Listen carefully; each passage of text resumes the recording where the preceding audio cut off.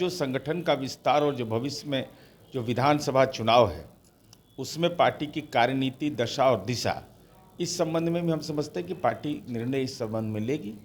क्या राष्ट्रीय अध्यक्ष का भी बदलाव होना है क्या? इस संबंध में मुझे कोई जानकारी नहीं है और ये जानकारी राष्ट्रीय पदाधिकारियों की बैठक में एजेंडा तय होता है, तो मैं राष्ट्रीय पदाधिकारी हूँ नहीं।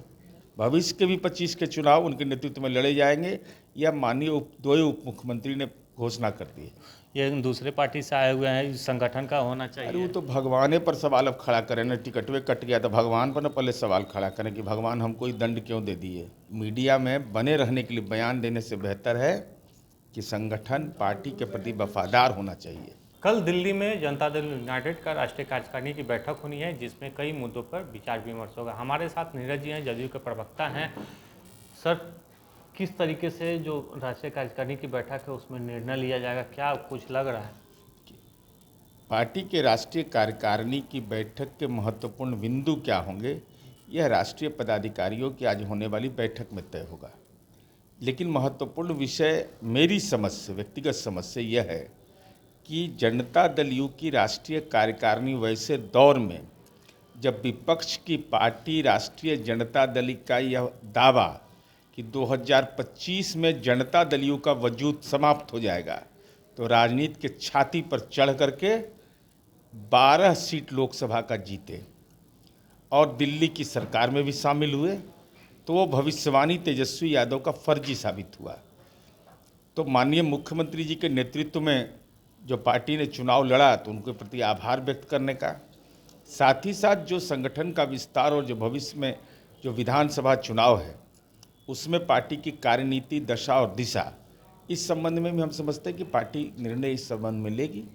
क्या राष्ट्रीय अध्यक्ष का भी बदलाव होना है क्या? इस संबंध में मुझे कोई जानकारी नहीं है और ये जानकारी राष्ट्रीय पदाधिकारियों की बैठक में एजेंडा तय होता है, तो मैं राष्ट्रीय पदाधिकारी हूँ नहीं।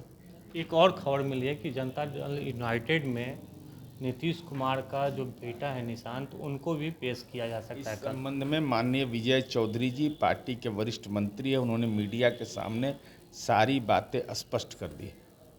एक और सवाल है, एनडीए के घटक दल में आप लोग शामिल हैं, लेकिन एक पार्टी कह रही है कि नीतीश कुमार के चेहरा पे ही हम लोग चुनाव जीते हैं, यानी बीजेपी कह रही है कि हम लोग चुनाव जीते हैं, नहीं नीतीश कुमार नहीं रहते तो हम लोग जीरो पे आउट हो जाते हैं। अब इस संबंध में तो माननीय संजय पासवान के बयान की चर्चा कर रहे हैं। माननीय सम्राट चौधरी जी, माननीय विजय सिन्हा ने स्पष्ट कर दिया है कि 2025 का चुनाव माननीय नीतीश कुमार जी के नेतृत्व में होगा। तो हर एक राजनीतिक दल के कार्यकर्ता को विश्लेषण करने का अधिकार है, तो वो अधिकार है। माननीय नीतीश कुमार जी के नेतृत्व के प्रति तो सब लोग ईमानदारी से इस बात को कबूल कर रहे हैं कि नीतीश कुमार जी के नेतृत्व में जब इस चुनाव की बात हो रही, भविष्य के भी 25 के चुनाव उनके नेतृत्व में लड़े जाएंगे, यह माननीय दो उप मुख्यमंत्री ने घोषणा कर दी है।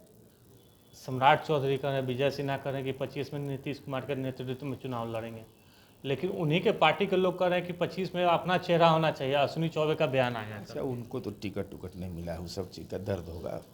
अरे पार्टी का अध्यक्ष ना महत्वपूर्ण होता है। अब पार्टी के हमारे प्रदेश अध्यक्ष बयान दे रहे हैं, प्रवक्ता बयान का वो मतलब है। वो तो प्रदेश अध्यक्ष पर भी सवाल खड़ा कर रहे हैं कि ये दूसरे पार्टी से आए हुए हैं, संगठन का होना चाहिए। अरे वो तो भगवाने पर सवाल अब खड़ा करें ना, टिकटवे कट गया तो भगवान पर ना पहले सवाल खड़ा करें कि भगवान हमको ही दंड क्यों दे दिए। भगवान दंड दिया उनको। तो भगवान ने दंड दिया था और तो बहुत पूजा पाठ करते हैं भगवान को लेकर। तो भगवान कहीं ना कहीं चूक हुई होगी, तो नहीं चूक हो गया।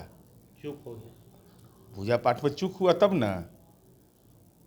आत्म साक्षात्कार करना चाहिए आदमी को।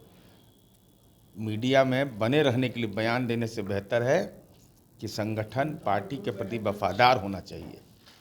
हेमंत सोरेन को झारखंड में जमानत मिल गया, इसको लेके क्या कहा?